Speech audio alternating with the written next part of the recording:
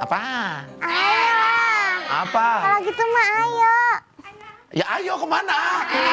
Tobat itu adalah berkaitan dengan dosa, bukan berkaitan dengan waktu. Semua dosa kan Ada juga tuh Ustaz, terkadang dia sudah tobat berpuluh-puluh tahun. Tapi ada saja hal yang bisa membuat dia kembali ke masa lalunya. Apakah segampang itu tobat itu hancur, Ustaz?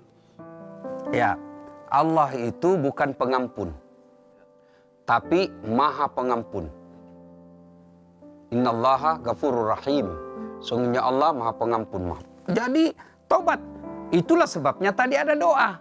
Kita minta, kalau tidak hafal bahasa Arabnya ini, doa, ya Allah, jangan kau palingkan hati hamba, jangan kau sesatkan, pelihara. Tapi tidak cukup dengan doa. Cara tadi itu harus mengganti komunitas kita. Biasa dia 20 tahun sudah tobat tuh. Tiba-tiba ketemu lagi komunitas. Iya. Nah, kembali lagi. Maka syaratnya tinggalkan komunitas yang membuat kita dosa. Kalaupun itu terulang, tobat lagi. Kalau Bang Pras bertobat, 50-50. 50 harapan, 50 tidak. Tapi kalau tidak bertobat, sudah pasti tidak diampuni. Oke.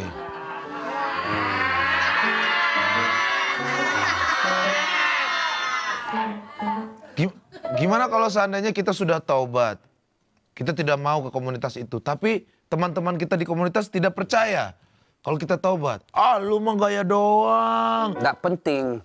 Kita hidup jangan terlalu capek ngurusin perasaan orang. Jangan terlalu capek ngurusin penilaian orang. Penting Allah. Kita mau masuk surga atau tidak, bukan dia yang menentukan, tapi Allah Subhanahu wa taala. Nah, supaya mereka yakin, buktikan bahwa saya betul-betul bertobat. Kalau orang mau bertobat itu banyak tantangannya. Ya ini kan banyak terjadi. Contohnya dikucilkan. Ya banyak. Misalnya orang yang keluar dari penjara. Iya. Dia betul-betul sudah bertobat. Tapi begitu bergabung ke masyarakat kembali, masyarakat tidak percaya. Tidak menerimanya. Iya. Padahal orang yang baik itu nanti akan Allah tanya, kenapa kau, apa urusan apa kau dia maksiat atau tidak, bukan kamu yang tanggung dosanya. Sangka baiklah kepada saudara kita, berikan kesempatan untuk bertobat, berikan waktu dan kesempatan untuk kembali ke jalan yang lurus. Ihdinas siratal mustaqim. Oh, ya. Soal dia dosa lagi urusannya. Prinsip saya dalam bergaul, saya akan berteman kepada siapapun juga. Soal dia pendosa, soal dia pemaksiat, saya tidak tanggung dosanya. Selama saya yakin saya bisa memproteksi diri saya.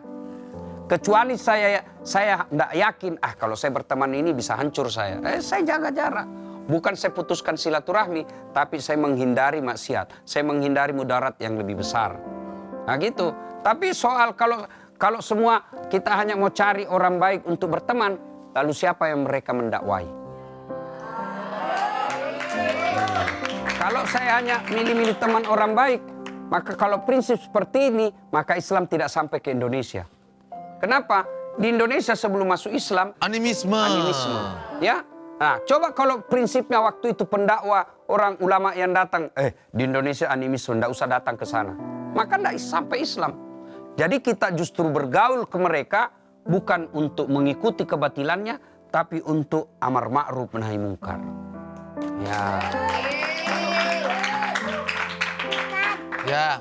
Terus Apa? gimana Pak Ustadz caranya biar kita tuh ngajakin teman tobat yuk? Gitu. Caranya gimana tuh Pak Ustadz? Yang pertama kita sendiri yang harus jadi teladan. Kita dulu harus baik. Jangan ngajak orang kepada kebaikan tapi kita sendiri tidak mampu menjadi teladan. Ya, itu Rasulullah bayangkan jelita. Itu sebelum ada Rasulullah diutus jadi nabi, masyarakat Mekah itu namanya masyarakat jahiliyah. Jahiliyah, iya. Begitu jeleknya itu jahiliyah sampai sekarang tidak ada orang mau disebut jahiliyah. Jahiliyah betul, marah pasti kita. Begitu jeleknya zaman jahiliyah. Nabi mampu. Dulu sebelum turun Nabi, orang di Mekah 4 Tuhannya. Latta, Manat, Susa, dan Hubal. Tiba-tiba datang Nabi mengatakan, Kul huwallahu ahad. Katakan Tuhan satu dan tidak nampak. Orang Arab waktu itu katakan, gila kau Muhammad. 4 aja Tuhan kita masih susah. Apalagi 1 tidak nampak lagi. Itu bayangkan. Barang tidak masuk akal. Waktu itu perempuan tidak ada nilainya sama sekali. Bisa diperjualbelikan, bahkan lahir pun perempuan dikubur hidup-hidup. Itu perempuan. Lalu tiba Nabi mengangkat derajat perempuan. Rasulullah mampu membolakkan dari jahiliyah menjadi masyarakat madani. Padahal beliau tidak punya partai. Beliau tidak punya tim sukses. Beliau tidak punya uang cogok. Tapi beliau berhasil merubah zaman itu. Apa sebabnya? Karena keteladanan. Nabi menjadi teladan. Sebelum dianjurkan kepada sahabat, Nabi dulu yang melakukannya. Bahkan dalam keluarganya sendiri, sebelum diterapkan hukum, Nabi katakan, Fatimah, ada hukum. Jangan kamu merasa anak Nabi, anak saya, lalu kau tidak melakukan hukum yang saya terapkan. Kalau kau melanggar, hukumanmu 2 kali lipat. Itu yang disebut teladan. Kalau kita, keluarga pejabat, bapaknya yang pejabat, anaknya ikut menikmati jabatannya.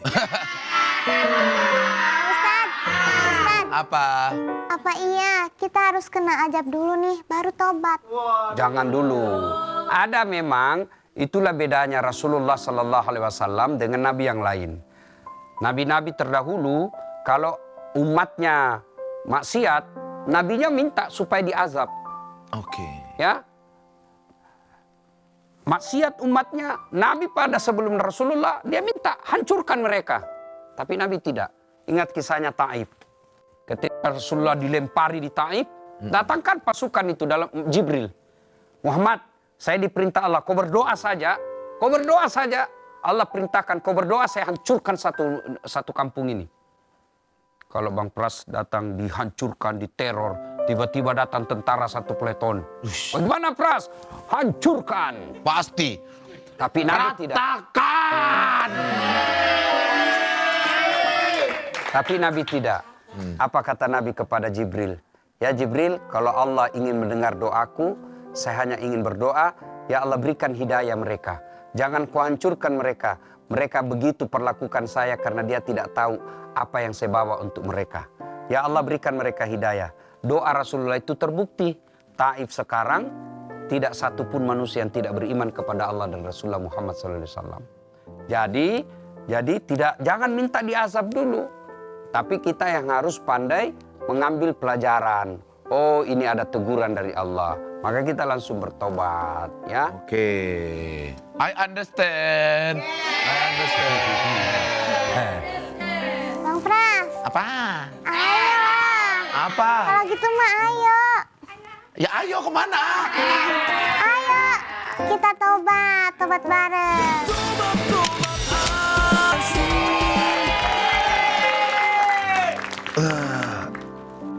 Habis sholat asar nih Pak Ustadz. Berarti sudah dekat maghrib. Alhamdulillah. Lama banget jidat saya nggak kena sajadah. Seru banget ternyata kena air wudhu ya Ustadz, bikin hati tenang. Gitu. Alhamdulillah. Sekalian mau nanya lagi Ustadz setelah Tahu enggak artinya itu wudu kalau bahasa Indonesia? Kau tahu Ustadz? Wudu itu kalau di Indonesia kan kalau kalimat sekarang Ya. glowing. Oh glowing. Ya. Pantesan muka saya kayak seger gitu. Pras. Halo guys, kalau muka kamu mau glowing, rajin sholat. Ya. Tapi Ustadz, emang ada tobat khusus di bulan Ramadan atau tobat di bulan biasa? Bedanya apa? Jangan. Sebaiknya tobat itu setiap saat. Oke. Maka salah satu kebiasaan Nabi itu melakukan sholat sunat tobat selesai sholat maghrib. Boleh tidak dilakukan pagi? Boleh. Tapi Nabi melakukannya selesai sholat maghrib. Kenapa Pras? Karena pergantian waktu dalam Islam itu maghrib. Oke. Makanya orang kalau mau lihat 1 Ramadan atau 1 Syawal bukan tengah malam. Malah bukan tengah malam. Bukan, maghrib. Kenapa pergantian waktu kita itu maghrib? Kalau barat ya, Iya, itu pergantian waktunya pukul 00. Iya. Makanya tahun barunya Happy New Year. Dia. nah itu dia. Tapi kalau kita 1 Muharramnya itu maghrib. Nah, kenapa dilakukan sholat tobat? Pada saat setelah sholat maghrib kita berdoa. Kan kita pasti dalam sehari pasti ada dosa. Tidak mungkin tidak ada dosa. Minimal dosa kita itu dosa sangka buruk. Maka kita bertobat kepada Allah. Dosa kita seharian ini Allah ampuni. Kemudian masuk hari berikutnya kita sudah bersih dari dosa. Amin. Jangan tunggu Ramadan. Iya kalau sampai Ramadan. Kalau tidak, wah saya mau tunggu Ustadz, saya tobat bulan Ramadan aja. Wah, dia meninggal bulan Sya'ban. Aduh. Ya, nggak cukup ya. Jadi tobat itu adalah berkaitan dengan dosa, bukan berkaitan dengan waktu. Tobat itu kata Imam Al-Ghazali ibarat cermin dengan debu. Peras. Kalau ada cermin melengket debu, Ya. lap, ada debu, lap, ada debu, lap, insya Allah kacanya tetap terang, bening. Sehingga masih bisa dipakai bercermin. Tapi kalau dibiarkan berdebu, tidak dihapus, akhirnya berkarat. Oh iya. Kalau sudah kotor berkarat, tidak nampak lagi. Bercermin, muka yang rusak, cermin yang dihancurkan. Aduh. Artinya orang lain yang dia yang salah, orang lain yang dijelekkan. Orang lain yang dijelekkan. Ya, itu. Sekarang itu kan banyak istilah tentang hijrah. Ya. Iya kan? Nah, simpelnya apa perbedaan hijrah dengan taubat? Ya. Hijrah dalam konsep sejarah hanya sekali terjadi. Ketika Rasulullah dan para sahabat pindah dari Mekah ke Madinah. Ya. Itu dalam konsep sejarah sekali saja ya. terjadi. Tapi hijrah dalam konsep kehidupan setiap saat bisa terjadi. Itulah taubat. Makanya ada komunitas yang menyebut dirinya kelompok hijrah. Iya. Ya, hijrah itulah taubat. Ya. Hijrah itu artinya berpindah dari sesuatu yang jelek menjadi yang baik. Itu hijrah. Ya, sesuatu yang batil kepada sesuatu yang baik. Ya. Itu hijrah. Itu taubat. Cuma kadangkala mereka ini yang menggelari dirinya kelompok hijrah, kadangkala eksklusif. Dia hanya mau bergaul sesama temannya. Kalau dia tidak seide sesama dengan dia, dianggap kita ini salah. Beda dengan kita, beda dengan dia, beda dengan kelompoknya, neraka. Neraka. Kayak dia aja panitia hari kiamat.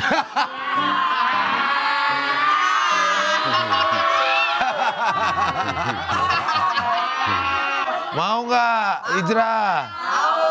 Bener, yakin? Gue tadi mana ya duit gue ya? Tiba-tiba hilang. Hijrah ya, bener ya? Nih. Kok, Bel? Misi temanku semua. Kenapa ini Bel? Panjenengan. Oke. Saya curiga dia begini karena mau dapat hukuman yang ringan. Iya kan, ada yang baru-baru viral. Iya. Saya curiga ini berlaku sopan juga karena mau dapat diskon dosa. Permisi Tuan Ebel. Oke Mas. Kenapa kok tiba-tiba bajunya begini? Ini aku pengen seperti ini biar berbahasanya halus. Tidak ngomong kasar lagi. Oke. Sehingga aku mengudahkan baju ini. Masalahnya Mas Ebel di depan bagus kok di belakangnya bolong. Kok bisa begitu? Gimana kalau kita duduk lagi? Dulu, Silakan. panjenengan. Permisi aku Pak Ustadz. Salah. Pak Ustadz. Mas Ebel, Oke. saya tahu dadamu sesek karena sempit banget. Pak Ustadz, gini ceritanya Pak Ustadz, berarti Pak Ustadz. Apakah ketika kita mau tobat harus merubah jati diri kita? Padahal dia orang Kalimantan tiba-tiba jadi orang Jawa. Karena saya jujur saya senang dengan orang Jawa yang bahasanya tuh halus sekali Pak Ustadzku. Jadi begitu Tat. Jadi kalau bertobat memang harus ada perubahan casing. Oke. Tapi tidak penting, casing itu tidak penting. Kalau yang paling penting adalah isi. Tapi juga casing dan isi itu sama-sama pentingnya. Ya, kalau dapat durian di pinggir jalan, Oke, Pak Ustadz. tapi gak ono bungkus nih, Oke. mau tak makan?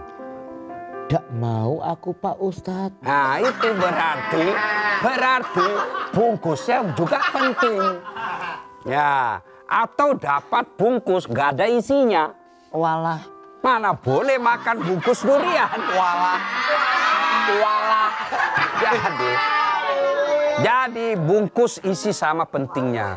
Kalau betul-betul bertobat, maka minimal casing yang dimaksud adalah akhlak dan kelakuan sudah mulai berubah. Jangan mengatakan, enggak penting, yang penting hatinya dong. Enggak. Ada orang bilang enggak penting sholat, yang penting hatinya dong. Kalau enggak penting sholat, nabimu siapa? Nabi Muhammad paling baik hatinya. Tapi beliau tetap sholat.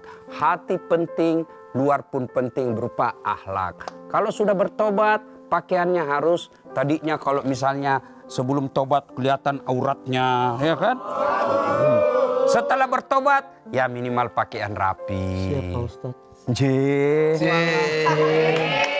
You understand? Yes. Thank you very much. Sebentar deh.